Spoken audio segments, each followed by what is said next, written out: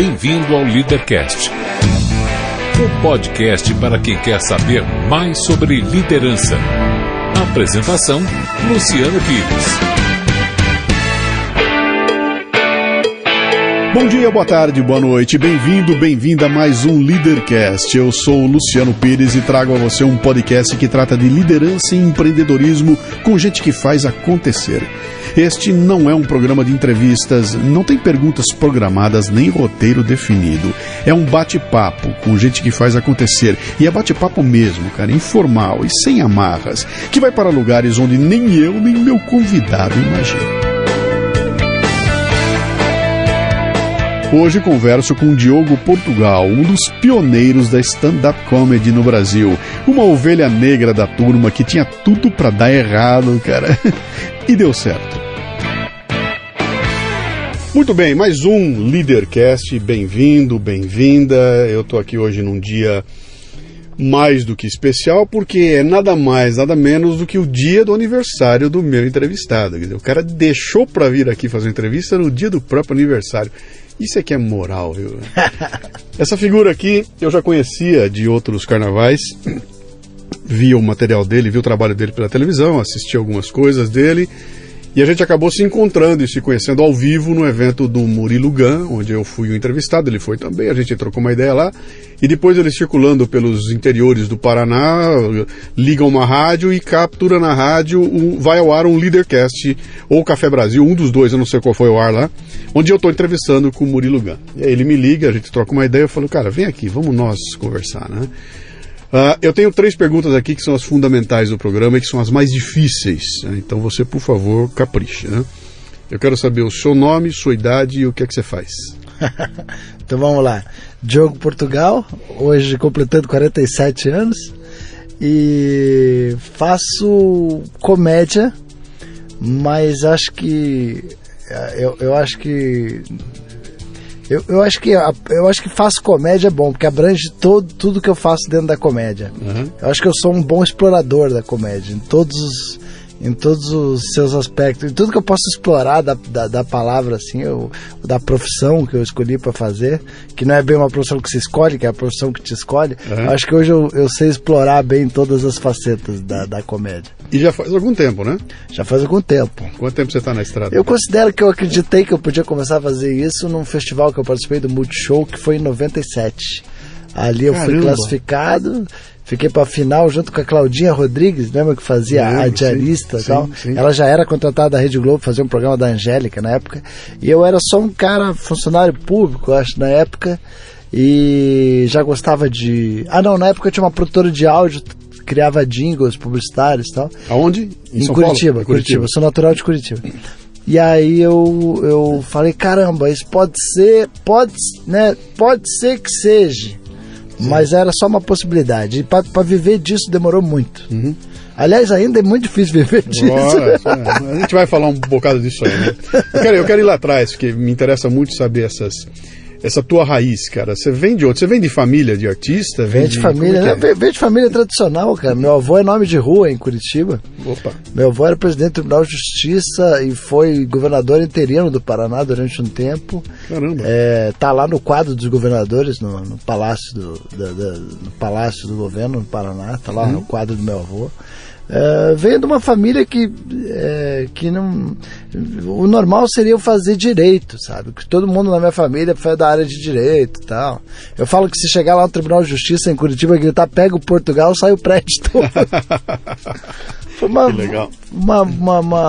uma profissão realmente que eu falo assim, a profissão que me escolheu, cara. Não fui eu que escolhi. Acho que eu fui uma grande comédia em todas as coisas que eu tentei fazer de forma séria. Eu acabava sendo meio que o palhaço da história. Desde o colégio até profissões mesmo. Assim. Vamos tentar explorar um pouco isso. Eu queria saber o seguinte aqui. Você cresce num ambiente onde o pai é o senhor advogado, né? Desembargador. O jurista, desembargador, etc. Meu pai tinha idade para ser meu avô, né? Eu tinha um conflito de geração grande com ele. Assim. Sua mãe era o quê? A minha mãe era aquela mulher do segundo casamento. Saca? O meu primeiro irmão era uma diferença de idade muito grande comigo. Ele já já tinha a família dele formada. Quando eu nasci, eu já tinha sobrinhos. Sabe aquela coisa do caçula do segundo casamento e tal? Sim. Mas a família da minha mãe é uma outra praia, sabe? No interior de Santa Catarina, fazenda, andar a cavalo, essas coisas. Eu tive uma infância que ninguém teve, cara. Eu falo assim, uma infância de banho de rio, cachoeira, cavalo, essas coisas legais, assim. Mas legal. Que os moleques de hoje não tem mais, né? Não tem. Eu acho que isso a minha foi em Bauru, subindo em árvore, comendo manga no pé. Isso que eu digo. É uma infância que você não vê mais hoje. Eu vejo minha filha só diretamente conectada, né? No iPad. Tem uma filha de 4 anos. Eu vejo uma diferença. Bom, eu já achei uma informação importante que eu queria, que é o seguinte, quer dizer, não havia na tua vida ali, você não tinha um paradigma, aquele foi comediante, o outro artista, não tinha nada disso. O que tinha era um outro mundo, e que em determinado momento você até deve ter olhado para aquilo e falar, bom, quando eu crescer eu vou ser isso, né? Eu vou estar também de terno e gravata, etc e tal. E aí você vai para a escola, já era um bagunceiro?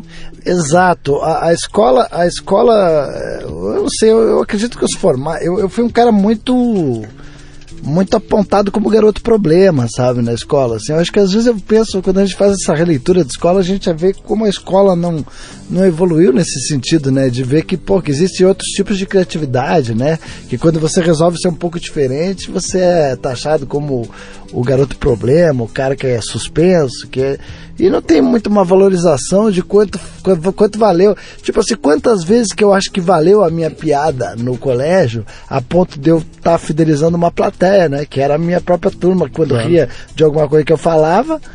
Ali, quando eu faço a releitura, eu falo, caramba, a veia de comediante já existia. Você só não consegue desenvolver porque a sociedade vai te impondo que você não pode ser palhaço, sabe? Eu falo, e eu acho que eu falei aquele dia no Hard Work Papai, uma das coisas que me marcou muito foi quando um cara que trabalhava comigo uma vez me colocou na parede. Ele falou, nós temos uma produtora, nós temos um mercado, a gente atende as agências, você tem que decidir se você quer ser palhaço ou se você quer ser empresário. Sabe? Sim. E aquilo me deixou assim, mas não dá para ser os dois, né? Que foi o que eu venho buscando no decorrer da minha vida, que é ser um empresário da palhaçada, né? Mas e tá indo, né? Tá indo. Deixa eu voltar lá na escola. Então. Você falou um negócio interessante aí que me lembra. Eu escrevi um texto há um tempo atrás onde eu tratava desse assunto, desses atributos que a gente tem ao longo da vida e que são desconsiderados lá na frente. Ninguém nem olha para isso. Se eu for fazer vou ser entrevistado para um emprego em qualquer lugar, os caras vão perguntar para mim o que eu fiz, etc e tal, mas não vão me perguntar de coisas que para mim são fundamentais. Por exemplo, se você perguntar para mim, cara, o que te ajudou a te formar, a ser o que você é hoje? Eu vou falar, cara, ter sido goleiro de futebol de salão durante 15 anos. Caramba! Como assim goleiro? Eu falo, goleiro de futebol de salão. Durante 15 anos eu fiquei lá atrás. E futebol de salão, você sabe como é que é, cara. É a pauleira. Aquilo você não para um segundo. Então eu era o cara que estava parado lá atrás do gol. Eu via o jogo de um jeito que nenhum outro jogador via. Eu era o cara da reposição de bola. Dependendo da reposição que eu desse, era meio gol. A reposição de bola era um negócio arriscadíssimo. Quantas vezes minha reposição não caiu no pé do cara atacante? O cara veio e fez o gol por minha culpa, né? Então isso tudo vai forjando um tipo de visão de mundo que lá na frente não vale nada. O goleiro do futebol de salão, ele é o mais guerreiro mesmo. Né? E é a explosão, o outro, você não está correndo o tempo todo, você está parado, de repente você tem que explodir, tem que ter reflexo. Isso treina você em algumas coisas que lá na frente vão servir muito. Assim como esse negócio do humor, de você ser o cara da piada, o cara do bom humor, etc e tal, desenvolve na gente um olhar sobre a vida que é diferente de quem não fez isso. E isso pode servir muito lá na frente. Então eu ia fazer as entrevistas e falava, cara, mas os caras me perguntaram do que eu gosto de ouvir, para onde que eu gosto de viajar. Eles me perguntaram coisas, se eu sei fazer matemática, se eu sei falar inglês, e esses outros atributos, né? E você falou uma coisa importante. A sociedade não gosta disso, ela poda a molecada, né? Quer dizer, você já vem com aquele... Já tem um talento nato e você é podado porque esse talento do palhaço não vai servir nada lá na frente quando você for o advogado, o engenheiro, o professor, etc e tal, né? Quando é que... Bom, você se formou e foi fazer o quê? Eu fiz administração em comércio exterior, que eu tinha feito intercâmbio, então eu tava com o inglês assim, bem afiado. Eu falei, caramba, eu acho que vai ser legal fazer comércio exterior, que na época era tipo assim uma profissão promissora, né? Eu tava abrindo as coisas, né? Collor. O Brasil em globalização, pô. Né, pô, vou trabalhar aí, vou trazer uns carros importados aí pro Brasil, fazer guia de exportação. Mas você pensou nessa... Não, e que foi ridículo, cara, porque não tem nada a ver com o que eu escolhi pra fazer, não tem nada a ver com o que eu fiz. Mas a pergunta, quer dizer... A faculdade, pra mim, foi uma grande piada. A maior piada da minha vida foi ter feito essa faculdade, cara, porque estatística, matemática financeira são coisas que eu não consigo usar hoje. Agora eu sei de coisas que tipo assim, agora eu sei ser um bom gestor das minhas coisas, porque todas as vezes que eu coloquei um gestor para fazer coisas para mim não deu certo, e eu tô passando por isso nesse momento agora. Sim. Mas houve um momento que você deu uma consciência de você que você não ia ser empregado de ninguém, você ia ser dono do seu próprio negócio? Teve um momento de escolha? Eu tenho uma teoria. E foi consciente isso? Eu tenho uma teoria que eu acho que essa coisa de não ser empregado é meio relativo. Hoje em dia, com essas startups, com esse mundo moderno do molecada que já nasce patrão, que criou uma puta ideia e agora vai ser patrão, eles perdem um pouco a ciência de que é muito importante ter patrão. Eu vou te falar no seguinte, porque às vezes o patrão é aquele cara que te provoca a fazer alguma coisa melhor do que você faz. E eu, ao longo da minha vida, sempre fui muito colaborativo, eu nunca fiz nada sozinho. E, por exemplo, todas as sociedades que eu tive, de certa forma, eu tive patrão. Né? Tipo assim, quando eu tenho um festival que é o Risorama, hoje é o maior festival do Brasil, tem o Risadaria também, que eu acho que foi até uma pena, onde eu também sou curador, mas o Risorama está completando 13 anos de existência, então para mim ele tem um valor simbólico assim. E no Risorama eu tinha a ideia, eu tinha a intuição, eu tinha o conceito, mas eu não tinha o dinheiro.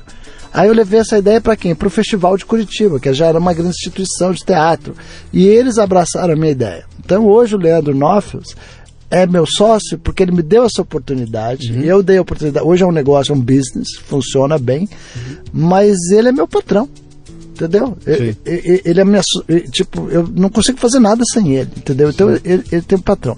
Quando eu estou montando agora uma casa com o Danilo Gentili em Orlando, onde a gente debate ideias e tal, o Danilo é meu patrão, a ideia foi dele, não foi minha, inclusive, nesse caso. Quando eu trabalho lá com a Luciana Gimenez na Rede TV, eu tenho minha diretora, que é a Cláudia Bexiga, que me cobra, que fala, Diogo, precisamos de mais ideia aqui. Ela está sendo minha patroa naquela hora. Quando eu trabalho com meus colegas, ou até meus funcionários na minha estrutura, no meu estúdio onde eu funciono, eles me cobram coisas, e eu vejo assim, cara, eu estou sendo cobrado por uma coisa que eu criei e agora eu não estou fazendo, ou seja, a procrastinagem está partindo de mim, eles estão me cobrando, então eles estão sendo meus patrões, apesar de não ser. Eu tô começando a achar que o bacana da vida é quanto mais patrões você tiver, mais você está evoluindo, né? Aí esses dias eu vi uma coisa que eu achei muito curiosa, que eu vi que os dois caras mais ricos do Brasil, o segundo, não o primeiro parece que é o cara da Ambev, mas o segundo e o terceiro são sócios minoritários. Sim. Ou seja, o cara mais rico do Brasil tem patrão, entendeu? Então eu acho que não existe problema nenhum em ter patrão, contanto que você evolua e faça com que esses patrões sejam obviamente que quantas vezes que dá vontade de mandar a merda, né? A gente tem essa coisa de mandar a merda. Eu já me segurei muitas vezes, cara, sabe, Dalai Lama pra você não mandar a merda. Por quê? Porque é muito fácil mandar a merda, né, cara? Mandar a merda é tipo, puta, tá difícil, vai a merda, não? Mas não, né, cara, a gente tem que ter paciência. Todas as vezes que eu não tive paciência, eu me ferrei. Você se ferrou. Você está falando um negócio interessante. Eu sempre disse para eu comandei equipes a vida inteira e tudo, e eu sempre dizia para a turma o seguinte, cara: a melhor e a pior coisa que você pode ter na vida é um chefe. Se você encontrar um chefe legal, você resumiu bem. E se você se grudar num cara que é um foguete, esse cara tá subindo e você subir junto com ele, e se for um cara que faz e deixa fazer, um cara que vem e que vai te dar, você vai tomar um esporro por aquilo que você deixou de fazer e não por aquilo que você tentou fazer. Isso pode ser um bálsamo, cara, porque esse é um cara que te orienta, é um cara que é um mentor, né? Por outro lado, você pegar uma mané, que é um idiota, que não faz, não deixa fazer, que é o cara que tá te segurando lá embaixo, isso pode ser um desastre para você. Eles né? só suga a tua energia, né? Então, e muitas pessoas não têm esse cuidado de falar, deixa eu observar em que chefe eu tô me juntando. Aí mas chefe a gente não escolhe. Sim, chefe você não escolhe, mas você pode escolher ficar lá ou não ficar. Você pode escolher encontrar um caminho ali e sair fora. E a maior prova que é importante ter patrão é que o casamento nada mais é do que uma mulher mandando na gente pra organizar a tua vida, né, cara? O que a gente fala que é patroa? Porque a mulher só acaba mandando na gente, cara. Porque é como se fosse assim, a forma mais masoquista da gente ter a vida organizada, né, cara? Tem alguém mandando a gente. Mas vem cá, Diogo, vamos voltar ali atrás. Assim, a patroa, a figura do patrão já tá em casa, né, cara? Aliás, hoje é o dia da mulher. Hoje é o dia internacional da mulher. Eu nunca esqueço do meu aniversário por causa disso, porque eu sou o cara mais disléxico e desligado e mais zoado pelos meus colegas pelo meu excesso de distração, assim. Eu sou muito distraído mesmo, assim. E eu uso isso como piada no meu show, como se fosse uma pessoa normal, só que no modo avião, né? E isso, claro que me atrapalhou muito, fez com que fosse uma das condições de me colocarem como o aluno problema, tal, de ser muito distraído, mas existem outras, às vezes você tem uma chave ligada para outras coisas, né, cara? É isso. E naquela época que você era um moleque, não tinha esse papo de dislexia, essas coisas não eram muito bem compreendidas. Também né? Não tinha bullying, né? Você não batia bem da cabeça, porque o moleque não bate bem da cabeça. O que é não bater bem da cabeça, né? Hoje a gente já define, não, ele tem um toque, ele tem um transtorno obsessivo compulsivo, ele é superativo, ele é disléxico. Quer dizer, hoje a gente já começou a entender essas coisas. Entendi. Que naquela tua época lá de moleque era um maluco, né? Que não tinha, mas vem cá, aí você... As coisas eram mais simples, né? E a gente era mais feliz. Muito mais simples. Tinha menos escolhas, cara. E quando você tem menos escolha, é muito mais fácil você resolver a tua vida, né? Você então se forma e resolve tocar seu próprio negócio. O que você vai fazer? Eu já na faculdade, eu já montei um negócio enquanto eu estava na faculdade, sabe? Ali eu já sacava que faculdade eu tô fazendo, mas não é a minha. E quando eu usava a criatividade, eu era feliz, né? Então eu montei eu comecei a criar jingles. Eu tinha uma banda. Sim. E eu via que o mercado publicitário tinha essa coisa do jingle, né? Da peça publicitária. Uma vez eu perguntei numa produtora, falei, quanto custa um jingle, né? E o cara falou, pode ir. Aqui em São Paulo sempre foi muito mais caro os mercados, como lá em Curitiba. Aí, em Curitiba o cara falou, olha, pode variar de 350 a 3 mil reais. Eu falei, depende da produtora, depende da peça publicitária. Isso eu estou falando de muito tempo atrás. Obviamente que hoje os valores mudaram, tal. Provavelmente um jingle hoje deve estar na faixa dos 15 paus, entendeu? Sim. Mas ok, não importa. Eu sei que falei, caramba, é bom negócio. E eu comecei a criar jingles sem o cliente querer, entendeu? Eu via lá uma sapataria e tal, eu criava o jingle e mostrava. Comprei uma mesinha de 4 canais, Tascam, gravava, botava voz, segunda voz. E levava pronto pro cara? E levava pronto. Comprei um programa chamado Band na Box, na época, que você dava as notas e ele montava. Sim. Era muito churrascaria, assim, os timbres, saca? Aí com o tempo, aquilo me gerou um trabalho, me gerou outro trabalho. Eu fiz uma vez um restaurante mexicano que virou um case, que era muito divertido, tinha prato quebrando, tal. Teve um que eu ganhei um prêmio, que era assim, era a Ótica Boa Vista, que era assim, tem gente que não vê longe, tem gente que não vê perto, é o braço que ficou curto, é o oi que não tá certo, uns precisa de óculos, uns precisa da Boa Vista, o serviço não piscar de olhos, o pagamento a perder de vista. Eu fiz esse baião e eu ganhei um prêmio no Prêmio Colunistas, e todo mundo queria saber, quem foi a produtora que fez esse jingle? E era um cara só. E era eu com o meu técnico, que na época era meu sócio, e a gente participou do Colunista. A partir daí eu abri um mercado nas agências, comecei a divulgar o portfólio. Só aí que eu entrei nas agências. Por enquanto eu vendi assim, quantas vezes, cara, que até uma frase que marcou muito a minha vida. Uma vez eu levei para um cara que era dono de uma casa de tintas, e eu mostrei o jingle para ele, e ele ouviu. Quando o cliente queria ouvir de novo é porque tinha gostado. Sim. Ele ouviu uma vez, falou, não, bacana, mas não despertou interesse. Eu falei, puta, realmente, né, cara? Ele tem razão, cara. Não despertou o interesse. Eu acho que esse é o grande desafio da vida, né? Sim. É você despertar o interesse, né? Hoje em dia, então, pelo amor de Deus. E o problema dele não era dinheiro. Ele era um cara que tava indo muito bem. Por isso que eu fui lá visitar ele. Era propaganda, outdoor. Eu falei, esse cara tá com a grana, vou lá visitar ele. E você levou pronto um jingle pra ele? Eu falei, aqui tem um jingle pra você. Aqui tem um jingle pra você. Peguei o briefing, as informações e tal. Me achando, cara. A gente só aprende no erro, né, cara? Impressionante, assim. E dali pra produtora foi um passinho. Aí a produtora... Não, eu cheguei a ter grandes contas. Eu cheguei a fazer... Mas você montou tua produtora? Montei minha produtora, chamada The Audio. Ela existe até hoje. Eu passei a marca pro cara que é o sound designer, que é o Fábio Lavari, que tá tocando ela, um produtor que tá no mercado. Tive conta, fiz campanha de governo, fiz campanhas pesadíssimas. Ganhei bastante dinheiro com isso. E não era feliz, sabe por quê? Essa coisa que eu descobri que a produtora só me trazia dinheiro e dor de cabeça, quando os publicitários me ligavam de madrugada, cara. Às vezes, precisa desse material. E eu nunca... Eu precisava ter um trabalho que eu desse conta até o fim, do começo até o fim. Eu criava, só que eu não era o maestro, eu não era o trilheiro, eu sempre precisava de alguém. Sim. É como se eu fosse um maître, mas eu não era o cozinheiro. Sim. Eu não sabia fazer o prato. Sim. Então eu precisava, um dos caras que foi um grande parceiro, chama Henrique Peters, hoje ele toca nos Mutantes, nessa nova formação dos Mutantes, que é o Henrique Peters, que era meu trilheiro. Só que às vezes eu precisava do Henrique para fazer a trilha tal para mim, com o Pro Tools, com os Crosswires, aqueles baita teclados e softwares, e eu não achava ele, cara, porque ele estava tocando com a banda dele em Florianópolis, e eu falava, meu Deus, eu preciso de agora, cadê? Aí pegava um tecladista lá, um músico que já não era tão bom que nem ele, para me suprir, aí a agência já não ficava tão satisfeita, mas o meu músico legal não estava aqui, desculpa, foi essa. E cara, aí eu falei, cara, eu preciso fazer alguma coisa que eu consiga entregar o que eu proponho.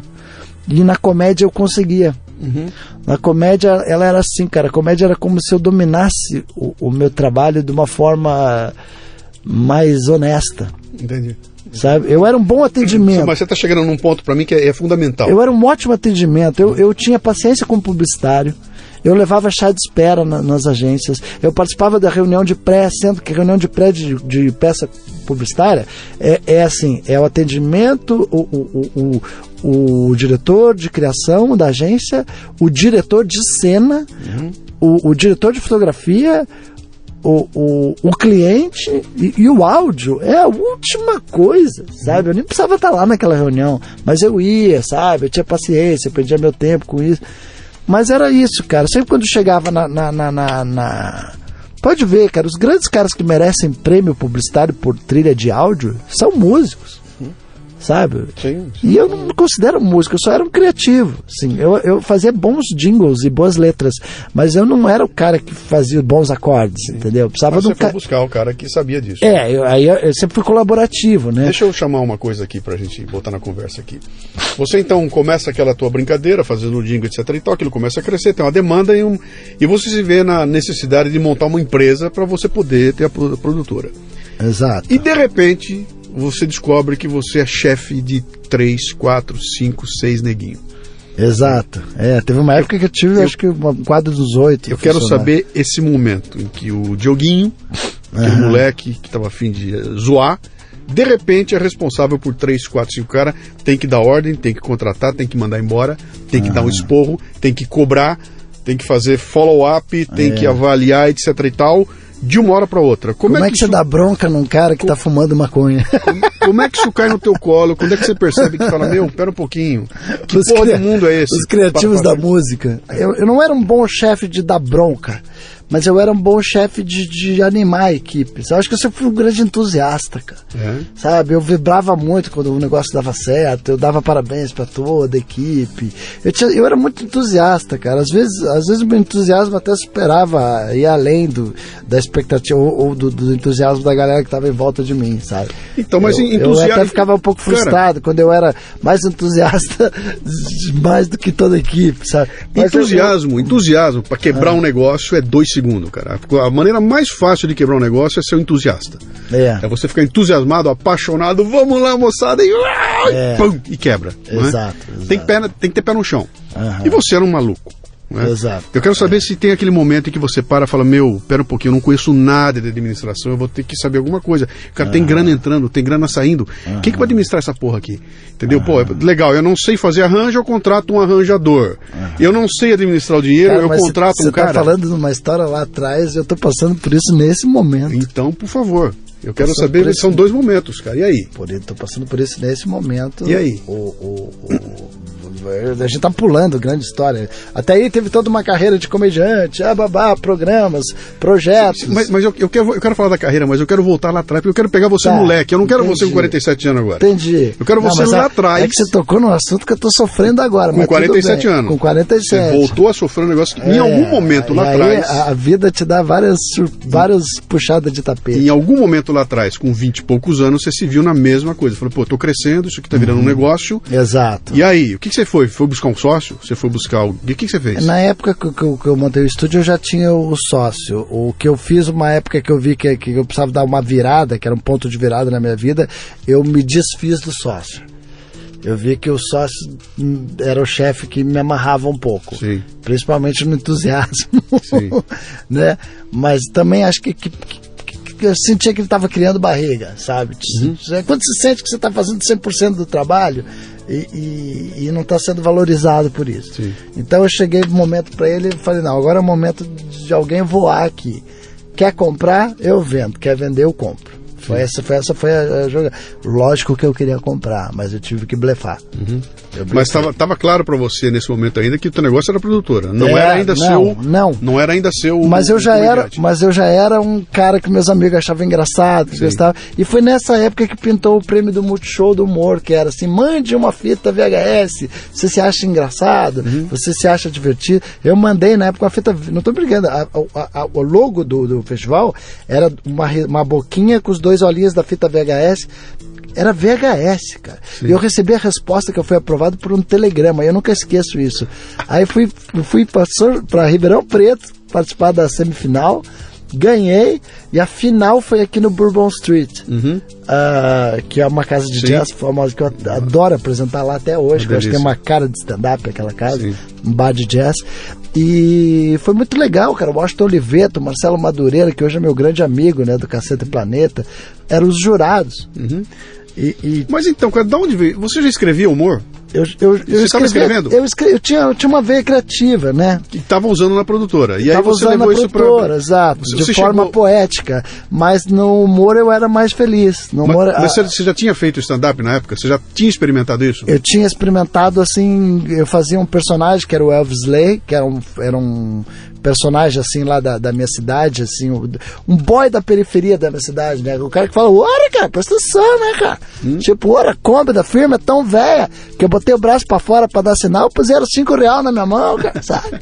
Era o Elvis Lay, né, cara? Sim. Era tipo o humano da periferia da minha cidade. Fazia onde isso? Eu fazia em Curitiba pros amigos, uma vez eu fiz uma festa, assim, num pubzinho, foi a primeira vez que eu peguei um microfone na minha mão, era personagem, essa coisa de stand-up, ela não existia muito pra mim ainda. Então para, vamos lá, chegamos a um momento crucial da sua vida. De repente, você está em cima de um palco com um microfone na mão e uma plateia que está ali te vendo, e nessa hora mudou tudo. Não são mais meus amigos que estão aqui comigo fazendo palhaçada. Exato. Agora eu virei o cara, eu sou o centro da atenção, tem uma luz em cima de mim, eu tenho um microfone na mão. Você sabe que o momento era muito louco, né? Porque sabe quem que eram as minhas referências de comédia? Quem? Você vê aquele Murilo Gun, o cara que chegou pra mim e falou, eu comecei a fazer stand-up porque eu vi você no Jô Soares. Né? As minhas referências de humoristas eram o Tom Cavalcante, que estava recém-estourado assim, na escolinha.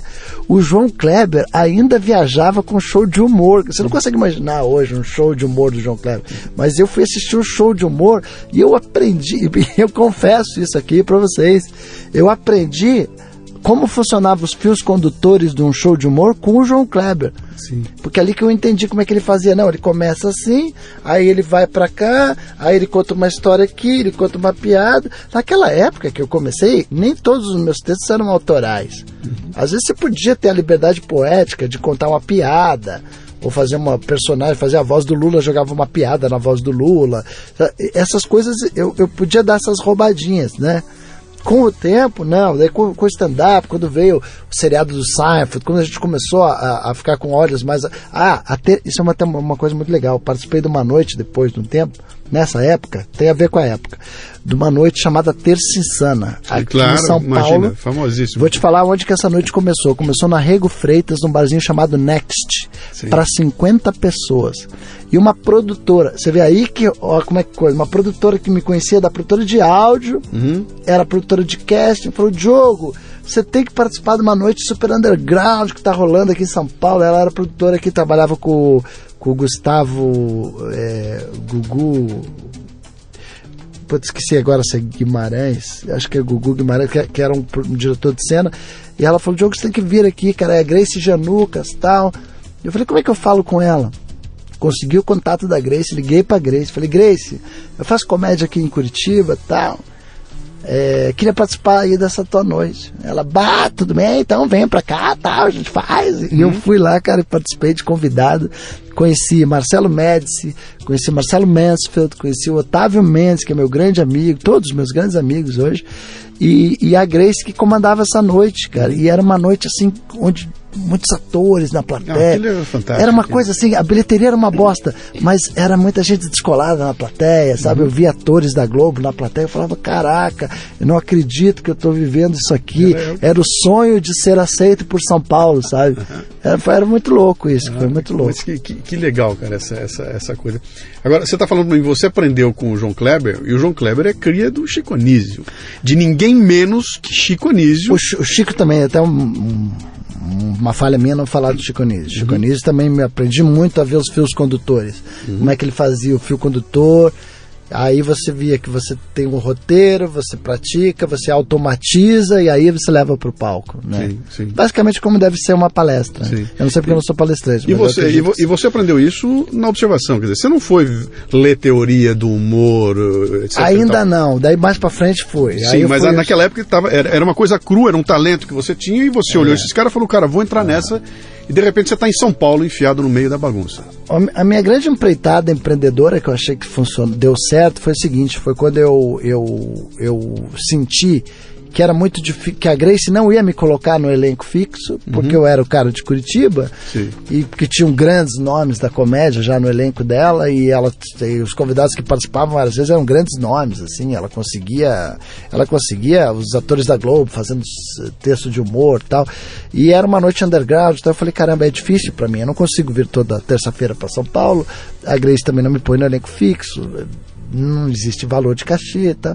Falei: sabe o que, cara? Eu vou fazer a minha noite na minha aldeia, que é Curitiba, na minha cidade. E aí pintou uma casa que estava interessada no meu show, que era só o que faltava. Essa casa, cara, foi um marco na história de Curitiba, porque eu comecei... e como que eu ia fazer um produto para não ficar igual a Terça Insana?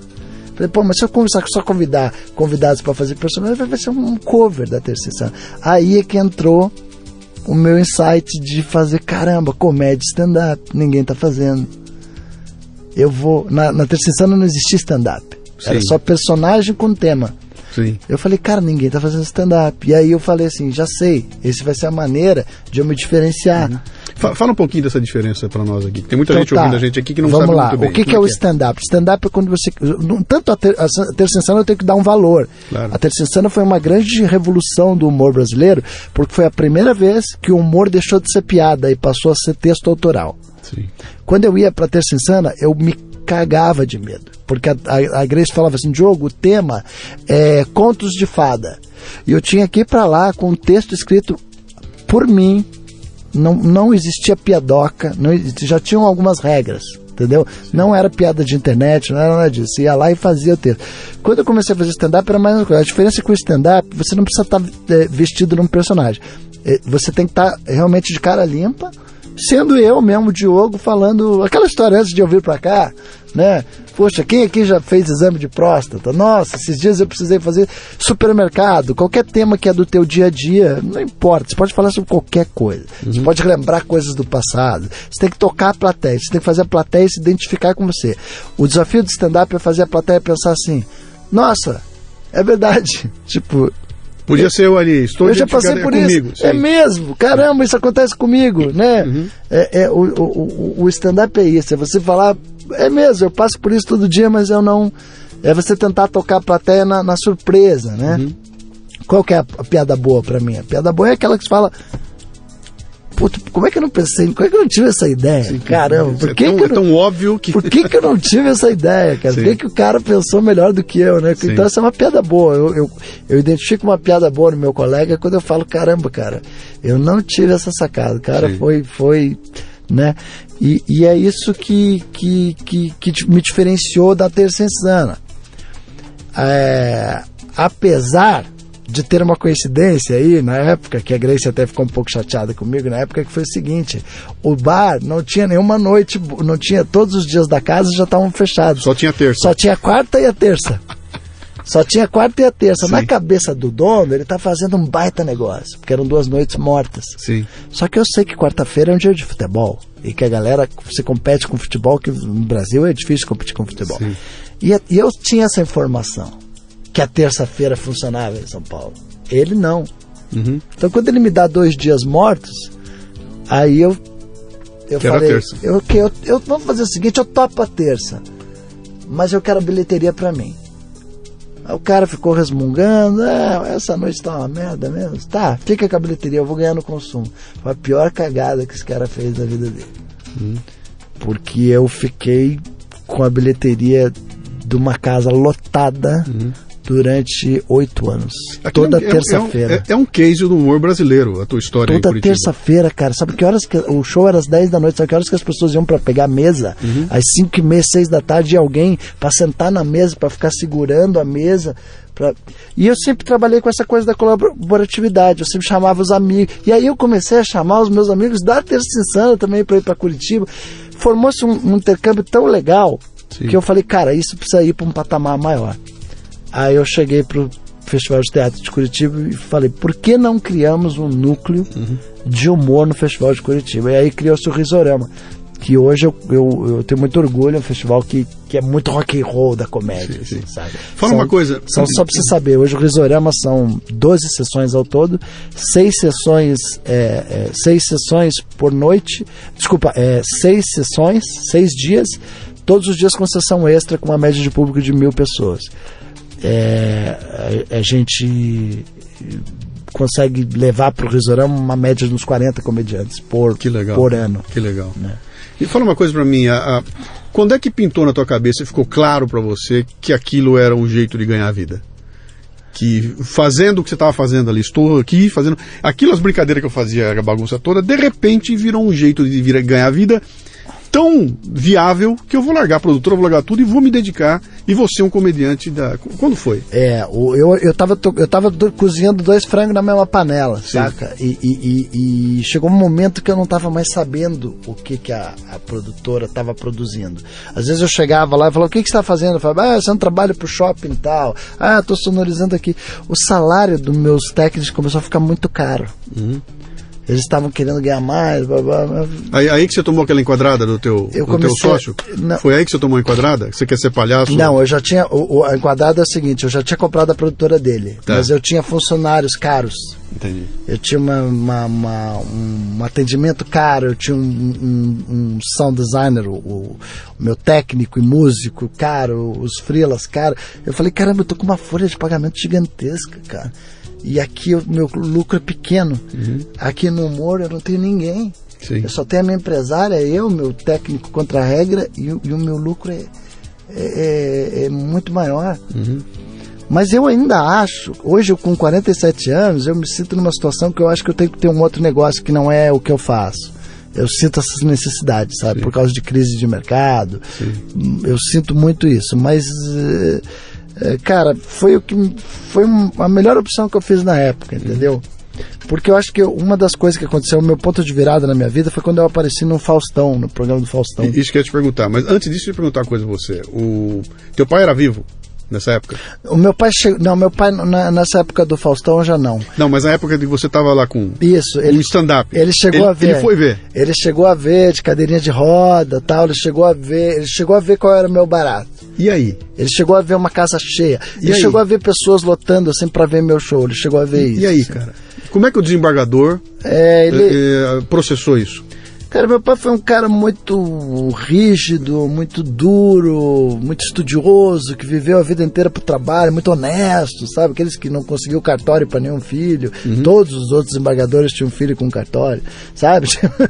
Ele era aquele cara muito honesto, muito rígido, muito duro, mas que quando ele se aposentou, ele teve um derrame, sabe, cara? Puta então, quando ele ia curtir a vida dele, a vida meio que foi meio dura com ele. Quando ele foi te ver, ele já estava... Já estava, então ele teve duas pessoas, teve aquele que daí virou o pai que ficou lúcido a vida inteira, mesmo com o derrame e tal. Mas como é que foi para você entrar no palco e ver o velhinho na cadeirinha sentado ali para te assistir? Como é que foi? Você sabe que o dia que ele morreu, eu tinha show no outro dia. Sabe? E eu é aquela coisa, quando você domina teu ofício, você não vai deixar de fazer as tuas coisas e tal. Mas eu fico feliz por saber que ele entendeu qual era meu barato, entendeu? Sim. Mas no finalzinho da vida. Mas ele entendeu. Como é que foi para você? Eu acho que quem sabe ele tenha os meus... tipo assim, muita gente que julgava assim, a minha forma de ser, tipo... Ele queria que eu tivesse feito direito, claro. Queria. Eu até faço uma piada no meu show que eu falo assim, só tem advogado na família, né? Eu falo, pô, eu virei humorista, eu fui adotado, eles falaram, foi, mas te devolveram.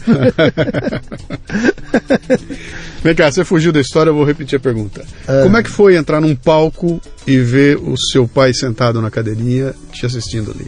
Foi bacana. Qual foi a sensação, a hora que você entrou em cena? Foi legal, eu acho que, tipo assim, eu não vou dizer assim, foi a emoção da minha vida, não, eu acho que ele já estava vendo qual que era, babá. Ele não viveu para ver um sucesso, tipo um sucesso nacional, assim, sabe? Porque eu acho que eu cheguei a ser, na época que estourou no YouTube, um cara falou para mim, você viu quantos acessos você tá no YouTube?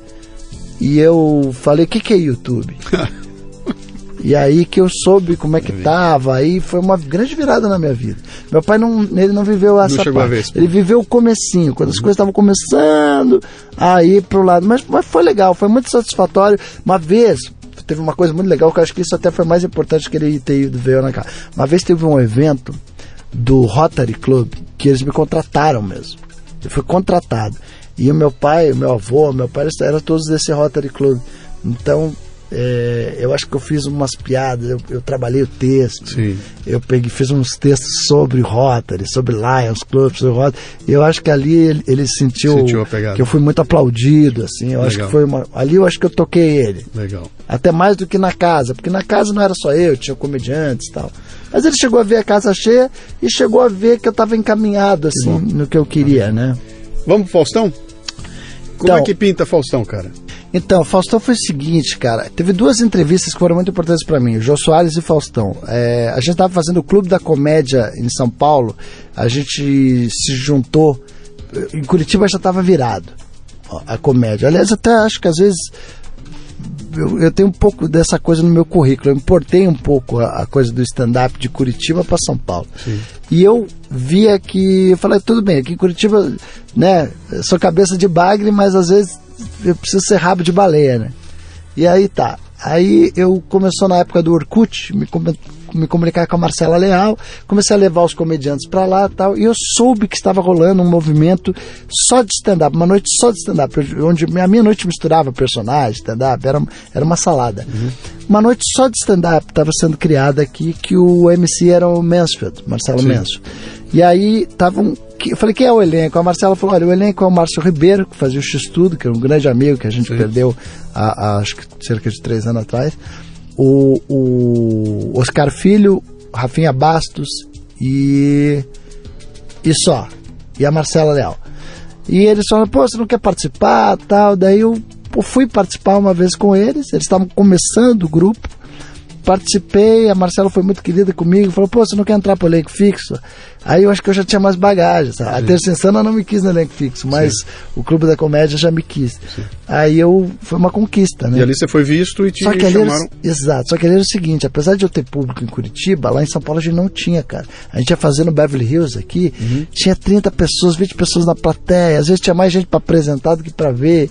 Era uma luta, sabe? Eu vinha todo final de semana de Curitiba pra investir aqui e tal. Aí... E isso não te broxou? cara, broxava mais os meus colegas do que eu. Às vezes eu ficava, tipo assim, eu via o Rafinha bravo, porra, não tem ninguém. Eu falava, pô, Rafinha, mas eu vim de Curitiba, saca? Às vezes eu discutia, eu sempre fui esse entusiasta, entendeu, cara? Esse é meu erro, cara, eu sou um entusiasta demais. Não, cara, um cara assim é importante. O que você não pode é tirar o pé do chão, cara, é sair com a cabeça na nuvem. É que eu não gosto de desistir, cara, a gente gosta de desafio, né, cara? Tudo bem, daí a gente mudou de bar, que eu achei que foi uma sacada boa. No Beverly Hills não tava rolando. Aí nós mudamos uma casa chamada Mr. Blues. E ali teve uma matériazinha na Bravo, naquela revista, começou a ir um público, mas ainda era público pequeno, sabe? E a gente tinha uma coisa que tinha que mudar o texto todo mês. Que ano era isso? Caramba, será que era 2006? Uns 10 anos atrás. Quem sabe 10 anos atrás. Tá.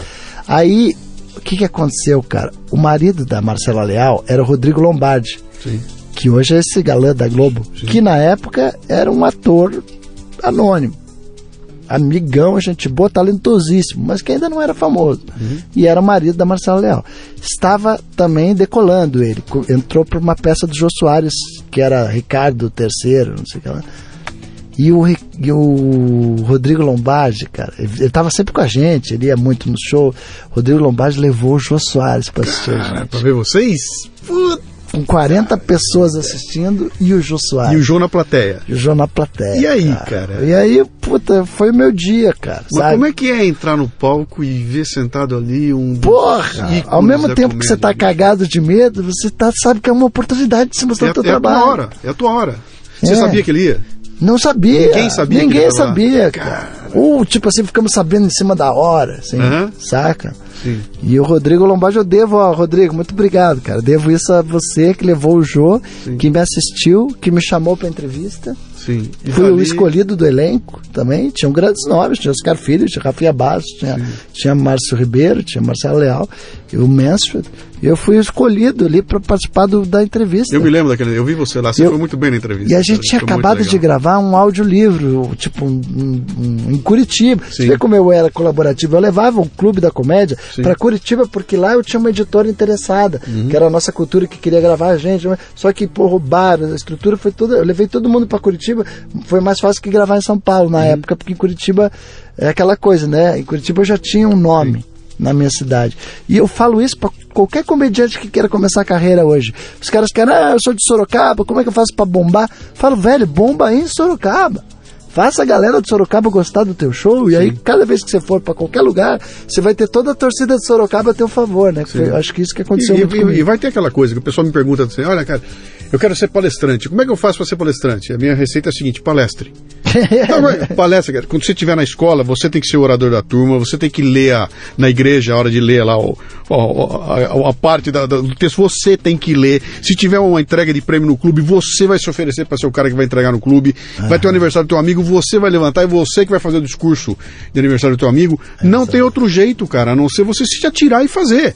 E vai errar pra cacete, vai mal, vai bem, mas é aquilo que vai te dando a escola, que você vai começando a sentir o ambiente, vai começando a ter a pegada e dali pra frente é uma questão de se adaptar a contextos, né? Exato. Mas então, aí você foi, aí, só para chegar na tua pergunta, só para eu não fugir dela, que você já viu que eu fujo das perguntas. Então, assim, ali teve uma entrevista do Jô e foi muito bem. Foi junto com o Faustão, foi antes ou depois? Foi muito perto um do outro. Isso, eu me lembro foi assim disso. Como se um tivesse resultado no outro. Tá. Quando rolou a entrevista do Jô, que eu fui bem, me chamaram para fazer um programa chamado Pistolão do Faustão, onde muita gente, inclusive gente que eu indiquei, eu falei, quem que você conhece famoso? Eu indiquei vários nomes, nenhum aceitou ser meu pistolão.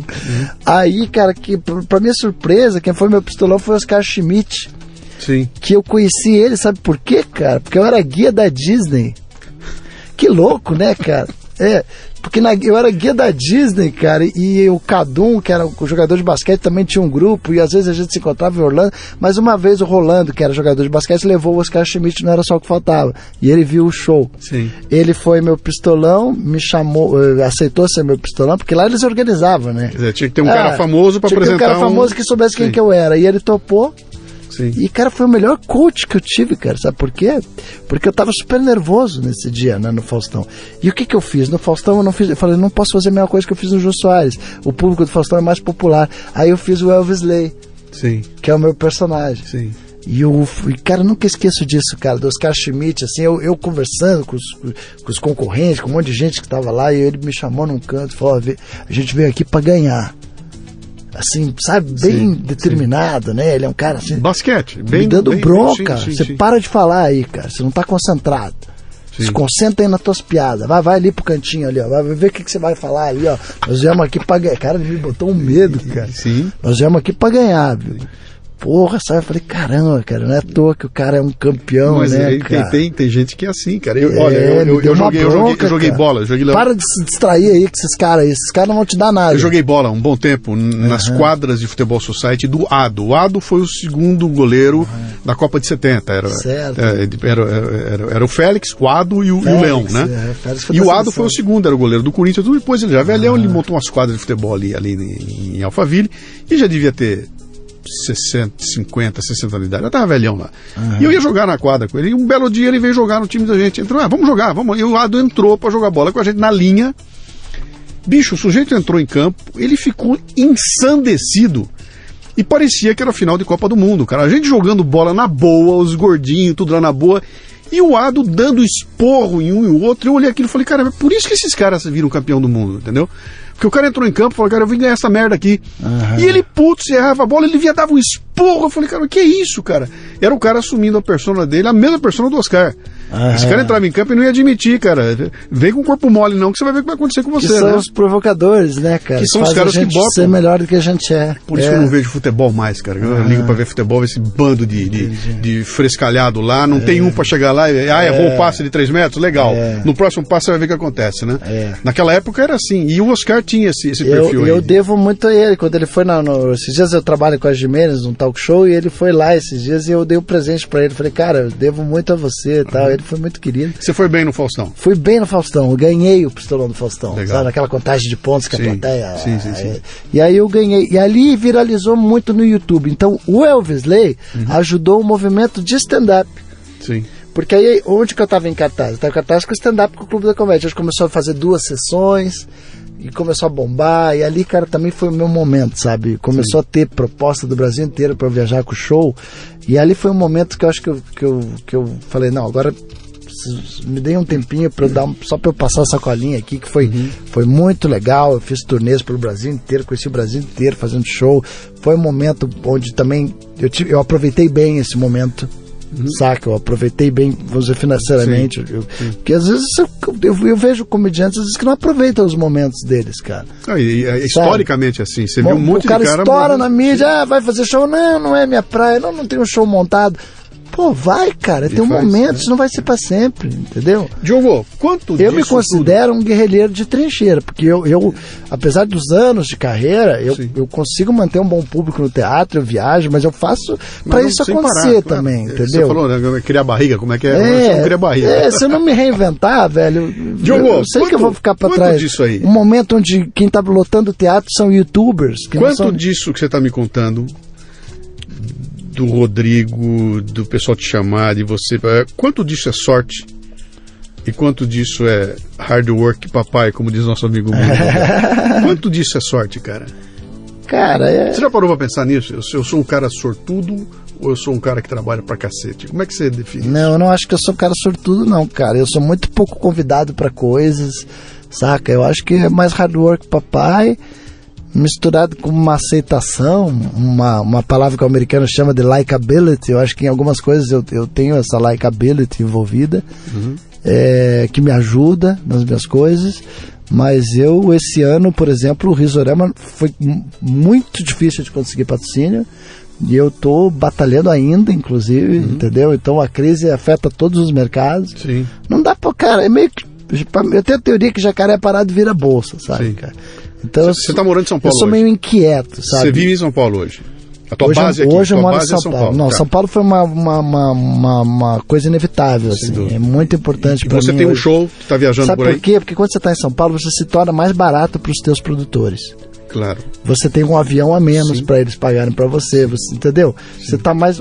Se eu morasse em Brasília, quem sabe não tanto. Tem os colegas dos melhores do mundo que moram em Brasília, para eles não muda muito. São os hubs, você tem que estar num hub. Ou você está no Rio, ou em São Paulo, ou Brasília. Curitiba, hub, né? Cara, além de ter uma coisa muito ruim, que é o aeroporto está muito fechado. Às vezes. Não é o povo que é fechado, é o aeroporto que é fechado. Sim. Daí isso atrapalhava, às vezes perdia voo, não conseguia chegar, entendeu? Você tá com um show, você tem um show que você faz ele rotineiramente. Tem alguns shows, tem o de personagem, de stand-up já é o meu segundo show, chama Partiu Portugal. Tem muitos produtos no YouTube, na web, muitos produtos, assim, piadas lixo, Hey Ho, Joe Go, que são sketches. Isso não te dá dinheiro? Isso não me dá dinheiro, mas me dá vitalidade. Sim. Entendeu? Mostra bota você na... Por exemplo, a Fritada, que é baseado no roast, né? Foi um dos maiores ibops do Multishow, né? É um programa onde eu apresentava, mas é colaborativo. Sou eu com vários comediantes talentosos fritando uma personalidade, sabe? Então foi muito bacana a Fritada. Começou na internet. Isso é outra coisa que eu faço. Para mim a internet é uma prateleira do supermercado, onde às vezes algum produto é escolhido pela mídia. A Fritada era um produto de internet. Aí uma produtora da Espanha, a GLM, se interessou, mostrou pro Multishow, o Multishow aceitou, virou programa de TV. Muita coisa que eu tô pondo, eu vou numa série agora que tá muito legal, que eu tô muito orgulhoso dela. Chama Portugal Descobrindo o Brasil. Eu descobri que eu criava muito texto nas cidades que eu ia. Eu falei, caramba, eu preciso transformar isso numa série. E já tem 10 capitais gravadas. Então eu vou pro Recife, aí eu falando do Recife, daí tem o stand-up, eu falando para as pessoas, mostrando. É turisticamente correto, porque mostra todas as coisas do Recife, mas com um ângulo de visão de humor. Né? Legal. Então tá muito legal essa série. Eu pretendo fazer todas as capitais. Legal. E depois pretendo fazer várias cidades. Não tem fim essa série. Portugal Descobrindo o Brasil. Eu posso ir pra Festa da Uva de Caxias do Sul. E aí o stand-up virou febre, cara. De repente entrou na moda e pintou, virou uma loucura, virou febre. E tem algumas coisas aí que eu me questiono um pouco, embora eu nunca mergulhei profundamente nisso, porque eu sou de uma época, eu sou um pouco mais velho que você, só 13 anos mais velho que você, então eu sou de uma geração, geração anterior. Tá bem na fita, tá bem na fita. E eu sou de uma época, cara, em que você tinha caras como o Zé Vasconcelos viajando o Brasil afora. Sensacional. E ouvir o Zé Vasconcelos ou assistir aquilo não dá pra entender aquilo, né? Porque o cara ficava 1h30 no palco, não falava um palavrão, não tinha apelação nenhuma, contava histórias longuíssimas. E não era aquela coisa do pau, não, cara, umas histórias compridas e arrebatava o Brasil. Então você tinha lá você tinha o Zé Vasconcelos, você tinha o Ronald Golias, tinha uma turminha ali da pesada, né, cara? Que eram caras que, de certa maneira, faziam já um stand-up, embora não fosse o stand-up de hoje. Não é o que é hoje. Hoje o stand-up é uma metralhadora, né? Você sobe no palco ali, é uma bateria e pau, pau, pau, pau, pau, pau. Quando termina, você, cara, não consegui nem respirar de tanta coisa diferente de ver ali, né? Exato. Esses caras eram mais storytellers, contavam uma puta história. Demorava mais pra virar piada. E construíam coisas fantásticas, né? Aí depois teve entre eles e vocês, pintou gente como o Ari Toledo, que era diferente. O Ari Toledo já era sucessão de piadas com palavrão. Costinha, sucessão de piadas com palavrão, né? Até desembocar lá na frente num cara tipo... eu vou esquecer o nome dele agora. Como é que é o nome dele que é? Sérgio Rabelo? Sérgio Rabelo. Participou do Risorama. Até desembocar lá na frente num Sérgio Rabelo, que aí passa a ser um negócio diferente. Você olha para aquilo e fala, pera um pouquinho, cara. Esse cara não tá na televisão. Esse cara não tá na mídia, se ele passar na rua, se bobear, ele não é reconhecido. E o histórico do Rabelo era publicidade. E também. É um cara que faz uma puta sucesso, tem uma história incrível, como um stand-upper, né? Que ele mistura o storytelling com as piadas rápidas, né? Exato. E o cara tá aí até hoje e não é uma personalidade de mídia, né? E dali vem a molecada. Passa mais um tempo, começa a aparecer os netos do Mansfield, né? Aquela turmatada que vem lá na frente. Hoje realmente tem muito comediante stand-up. Tem alguns que tem que começar a matar, inclusive. Você consegue, eu imagino que você deve ter visto essa turma toda, você de certa forma acompanhou. Você consegue ver um humor de hoje diferente do humor daquela época? Você consegue entender que o humor de hoje talvez seja mais apelativo do que ele era, porque a plateia exige que seja assim? Talvez a plateia seja mais educada, cara, não tem mais saco para storytelling, eu quero rapidez. Eu acho que esses nomes, como o Danilo Gentili, que vieram até depois de mim, o Rafinha Bastos, que foi um cara que mudou bastante a história da comédia stand-up, assim, pela ousadia dele e as coisas, assim, mudaram muito, fizeram muitos seguidores e fiéis. Agora, esses seguidores e fiéis, tem muita coisa boa surgindo e tem muitos caras que vão no atalho. O que é o atalho? É o cara achar que se ele falar palavrão, se ele falar umas merdas, fizer umas dancinhas, umas coisas assim, ele consegue o riso. Consegue o riso fácil, mas se eu estivesse lendo um livro desse cara, eu não ia rir. Você tá entendendo? Entendi. Sabe, eu conversei muito com o Murilo. A construção da piada não tem como fugir, cara. Ela é hard work, papai. E eu conversei muito com o Murilo. E o Murilo falava, ele falou, inclusive falou aqui, eu entrevistei ele aqui. E ele falou o seguinte, falou, cara, como é pesada essa cruz de entrar num palco tendo obrigação de fazer a turma rir. Ele falou, cara, é jogo duro, porque a gente entra com uma puta de uma cruz, quer dizer, eu tenho que fazer esse povo rir. E se o povo não rir, cara? Né? Como é que faz? E aí ele falou, cara, é um negócio tão pesado que eu tô encontrando outras maneiras de satisfação. Por exemplo, eu tô caminhando para a palestra, ele tá mudando o esquema dele lá, né? Ele falou, e aí o que eu tenho que entrar para dar insights para as pessoas, ninguém precisa rir de mim. Se a pessoa sair de lá com um insight capaz de mudar a vida dela, é até mais importante para ela do que ter rido das piadas, né? Sim, mas eu me livro ele fala que a sensação é diferente, né? Mas eu senti dele aquela história de... Se alguém pegar e falar, pô, tua piada é muito engraçada, pô... Você mudou minha vida. Além de ser engraçado, você mudou minha vida, tal. Mas e essa cruz, cara? E esse peso nas tuas costas? Que você chegou lá, fez a piada e não rolou, bicho. E cara, isso acontece, cara. Não é que aconteceu.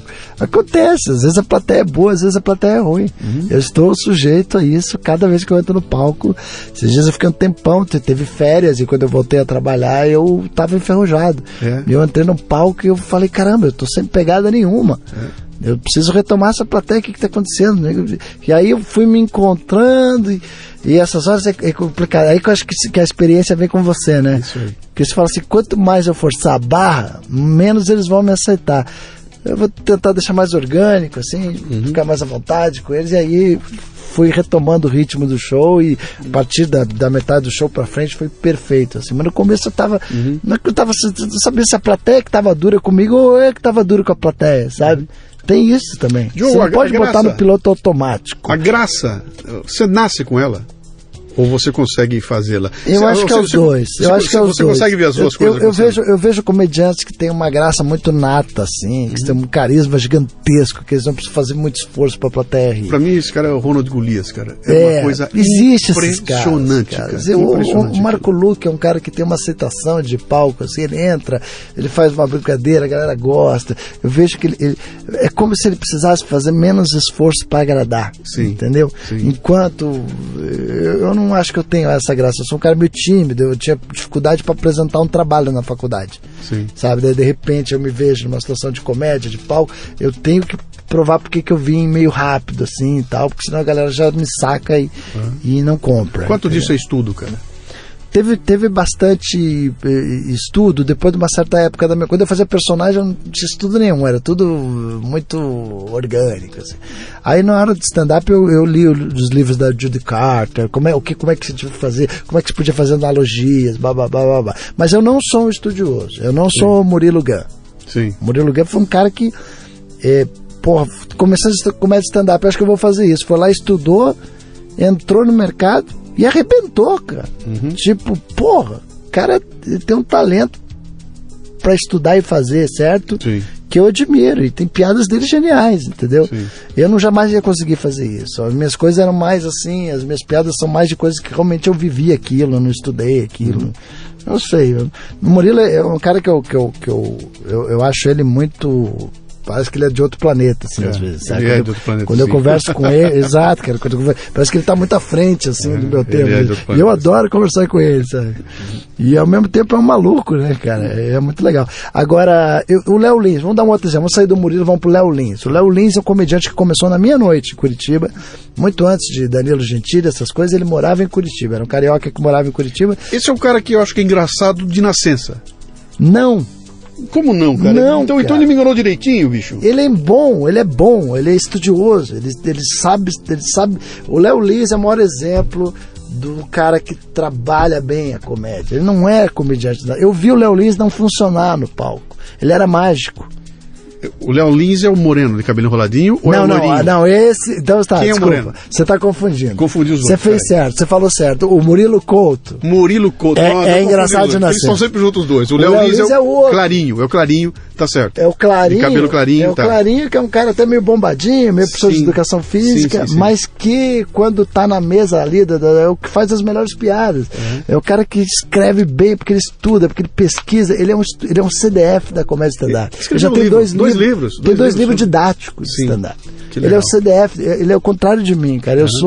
Eu continuo sendo aquele vagabundo do fundão da sala, que algumas coisas entram, outras não. O Léo Lins não. O Léo Lins, ele é matemático na piada, sabe? Ele vai lá, ele estuda, ele faz a construção, ele acha onde é que tá o punch. Eu não sou assim, cara. É que não é meu jeito de ser. Por isso que eu já vi fazer personagem. Minha peça de personagem tem uma ex-prostituta, tem umas coisas. Tem umas coisas meio... que é tipo assim, mais das loucuras da minha cabeça, assim, mesmo do que do estudo, não vou estudar, vou fazer isso, assim, sabe? Eu anoto as coisas para não esquecer. Mas é muito raro uma piada minha ser fruto de pesquisa. O Léo Lins já não, ele mesmo no show dele, ele fala... Você tem que ter um olhar treinado, eu tava pesquisando sobre isso e eu vi que... Daí ele pega e dá uma informação que você não tinha, e a partir daquela informação veio o texto. E você tem um olhar treinado, porque você está buscando a graça nas coisas que acontecem em volta de você. É muito raro eu falar de uma coisa que a plateia não sabe e não viveu ainda, sabe? Tipo, é isso que eu digo, assim. Mas eu não estou, veja bem, eu não estou dizendo isso é melhor ou isso é pior. É só cada um tem um jeito de trabalhar, né? E eu admiro esses caras estudiosos porque justamente que eles fazem uma coisa que eu não sei fazer. Sabe? Diogo, 47 anos de idade hoje. Você vai continuar fazendo graça até quando, cara? Até quando? Como é que é essa tua perspectiva do fazer graça e de ser um comediante? Eu me lembro, eu te pergunto o seguinte, que tem coisa que a gente fala, cara, eu vi o Arrelia ao vivo diante de mim, eu vi o Arrelia. E eu cresci como criança, pô, Arrelia na televisão, aquilo era uma loucura. E eu fui ver o Arrelia, eu já tinha, sei lá, 15, 16, 17 anos de idade. Entendi. E eu ali em volta dele, ele estava de palhaço fazendo uma apresentação para nós no clube e eu tomei um choque tremendo, cara, porque debaixo da maquiagem você via as rugas do velhinho de 80 anos de idade. Caraca. E quando eu cheguei perto dele, que eu vi aquele monte, era um velhinho pintado de palhaço, e eu tomei um choque gigantesco, e para mim não era aquilo, era uma outra coisa, né? E eu olhei aquilo e falei, cara... nem ver o Mick Jagger ao vivo hoje. Chegou o Mick Jagger, cara, ele dá um pau em nós dois e ainda sai dando uma risada, né? Sou fã do Mas eu tomei um choque tremendo e aquilo ali, falei, cara, o Arrelia ficou velho, bicho. Entendi. Mas ele continuava sendo uma figura porque ele estava apelando para eu acho que minha vida, né? Eu via que eu cresci com aquilo, né? Você falar como isso, tem um filme que chama Mr. Saturday Night com o Billy Crystal, que eu acho muito legal, que mostra um pouco desse drama do comediante velhinho querendo apresentar num asilo pela necessidade de uma plateia, assim, sabe? Eu me dê 15 minutos num asilo e eu vou arrebentar, sabe? É um momento muito legal do filme. Mas eu acho que é isso. Também a vantagem da nossa profissão é essa, né? Que a gente não é jogador de futebol. A gente não tem um prazo de validade de idade. Bill Cosby tinha um show novo depois de velho, entendeu? E isso aconteceu com Milton Burns, com vários comediantes já de idade que tinham material novo, porque é a tua cabeça que vai comandar isso. O cara morre quase no palco. Se eu for engraçado, exato, se eu ainda for engraçado e tal. Agora, claro que a gente quer fazer outras coisas, quer participar de outras coisas. Eu quero ainda escrever filme, eu quero fazer websérie, eu quero caminhar para onde o mundo está caminhando, com novos desafios, novas coisas. Isso é legal. Aparecer, eu topo. Não, isso é legal. Você conhece o Alaor Coutinho e o Beto Ara? O Beto e a Alaor? Sim, sensacional. Duas figuras. Super amigos meus, os dois, né? Eu entrevistei os dois aqui e na entrevista deles eles comentaram uma coisa que ficou marcada em mim. Eles diziam o seguinte, cara... Nossa plateia está rejuvenescendo e nós não sabemos para onde a gente vai. Porque é o seguinte, eu entro na plateia imitando o Jorge Bolinha Cury e a plateia não sabe mais quem é o cara, bicho. Ele falou, e eu entro imitando a cantora X, o cantor... Essa turma já passou. E ele falou, e agora eu vou imitar quem, cara? A gente tem um amigo nosso que imita o Zacarias, ele já não tá mais se conectando com... E aí, tem muita cara, criança que já não... Muito moleque já não sabe o que é o Zacarias. E aí você olha em volta e fala, eu não sei se vai ter outro Zacarias, porque o Zacarias que aparecer aqui vai durar 6 meses. Pum, e desaparece. E os teus ícones vão e às sumindo, vezes a melhor imitação do cara é alguém que já morreu, né? Pois é, É uma e pena que vai isso, passar. Como é que você lida com essa coisa da plateia rejuvenescendo? Hoje eu tento... É uma grande incógnita, cara. Eu vejo assim... por exemplo, assim, quando eu estourei, uma das grandes alavancas do estouro da minha mídia foi um blog chamado Jacaré Banguela. Sim. Que é do Rodrigo Fernandes, que é um cara comediante também, que está agora começando a fazer stand-up e tal. Esses dias eu vi que o negócio tá brabo, essa conexão com a nova geração, vamos dizer, com essa geração que gosta da Kéfera, que gosta do Whindersson, que gosta desses youtubers, não? Quando o Jacaré Banguela, que na época que eu estourei, ele era A referência. A referência da molecada, o blog Jacaré Banguela, quando ele fala pra mim, Diogo, eu não estou conseguindo me conectar com essa nova geração. Sim. Que gosta da Kéfera, que gosta do Cossielo, desses youtubers, essa nova molecada que tá aparecendo, que já não é mais o Não Salve, nem o PC Siqueira, já é outra. E daqui a pouco já virou outro. E essa é uma pergunta difícil que você está me fazendo, porque realmente eu não sei, cara. Eu faço a minha praia, eu faço o que eu acho que é engraçado, que sabe, quando eu faço stand-up falando sobre as coisas que a minha filha fala, a galera ri, porque vê que tem verdade ali, né? Uhum. Então, e como é que você está caminhando por essas mídias novas aí? Você está saindo de um palco, de um teatro? Eu tô me acostumando com o Snapchat ultimamente, que é uma mídia social que eu acho que você tem que ficar fazendo toda hora, e é uma coisa que eu, que sou meio distraído, esqueço, assim. Uhum. Tô começando a me adaptar com ela, tal, e tô em todas as redes sociais. O Twitter eu nunca abandonei desde o começo, sempre tive presente, às vezes mais, às vezes menos, né? Vamos pro encerramento? Vamos pro encerramento. Só uma rapidinho, só uma coisinha que eu quero de você aqui. Tem que saber a hora de parar, por isso que Deus deu pra gente o orgasmo, senão a gente ia morrer. É verdade. Toda vez eu faço a mesma coisa com quem tá aqui, né? Você imagina que tá te ouvindo aqui um garoto, uma menina de 24 anos de idade, estão dentro do busão, ouvindo essa nossa entrevista, estão indo pro trabalho, para um lugar que eles não gostam muito daquilo, estão com o saco meio na lua, pô, o chefe vai me encher o saco, o cacete, e estão preocupados com perspectivas, cara. Puta, eu quero crescer, quero fazer o que eu gosto, quero fazer o que eu amo, etc e tal. Vai lá, me dá o recado para essa molecada aí, com base nessa tua história de empreendedor, de fazer acontecer. Qualquer coisa que eu falar aqui vai parecer meio clichê, tá? Mas, velho, tipo assim, o que eu faria se eu tivesse assim, cara? Eu acho que eu ia tentar me aproximar da coisa que mais me agrada ou que menos me desagrada. E ia dar uma tentada, cara, sabe? Puta, vou tentar ir por aqui, vamos ver o que dá, cara. Porque eu acho que a pior frustração é aquela de você não ter tentado, né? De você olhar pra trás e falar, puta, podia estar envolvido naquilo, podia ter feito aquilo, não fiz. Porque o não você já tem, né, cara? Sim. Então tenta, faz, insiste. Também não desiste fácil, né, cara? Porque tudo na vida os obstáculos, eles estão ali, né, cara? Você vai pegar o caminho daqui ou o atalho, em algum momento vai ter obstáculo, vai ter... Cara, obstáculo é muito difícil, cara. Você nunca tá longe, o fracasso ele tá sempre do teu lado, cara. O fracasso ele tá ali e se você não, tipo assim, eu não digo fracasso, mas é como se fosse umas certas direções erradas, assim. Às vezes você entra e cai no buraco, cara. Às vezes o teu GPS te levou pra boca de fumo, entendeu? E se arrisca a tomar uns tiros ali, é melhor sair rápido e ir consertando o avião em pleno voo.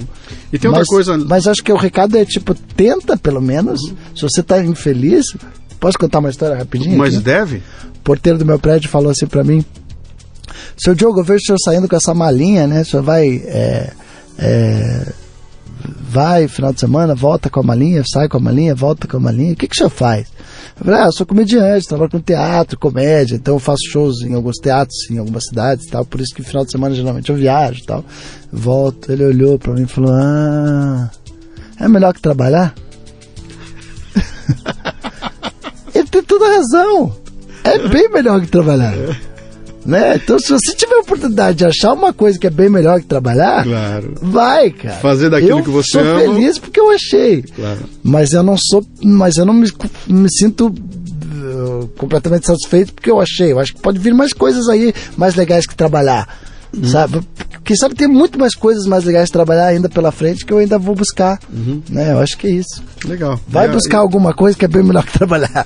É esse o recado que eu dou. Boa, é grande. Você lembra o seguinte, com 24 anos dá tempo de errar. Ainda dá tempo de errar. Dá tempo de errar, né? Com 47, com 60 não dá mais, né? Mas, puta, eu tenho errado pra caramba, viu, cara?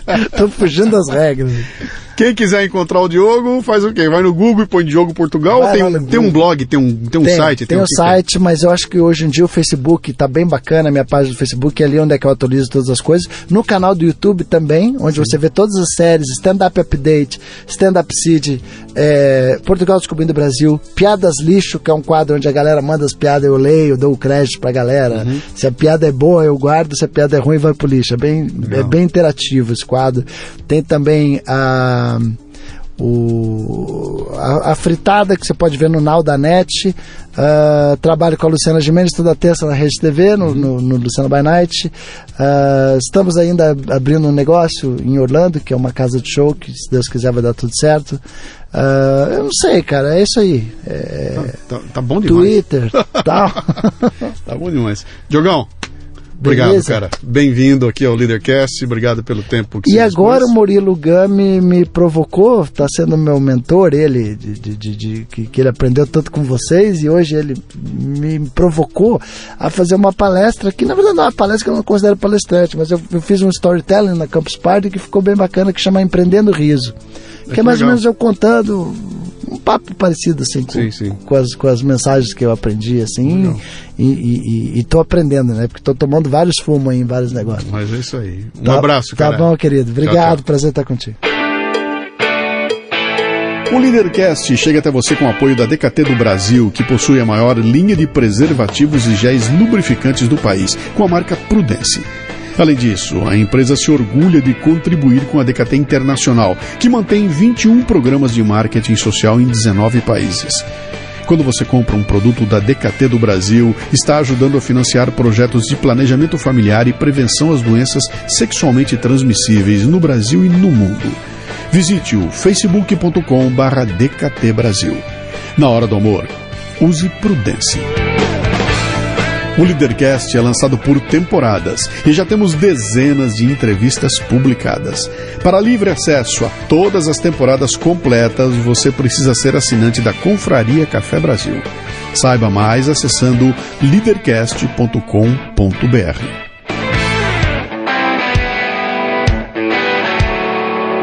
Você ouviu o Leadercast com Luciano Pires.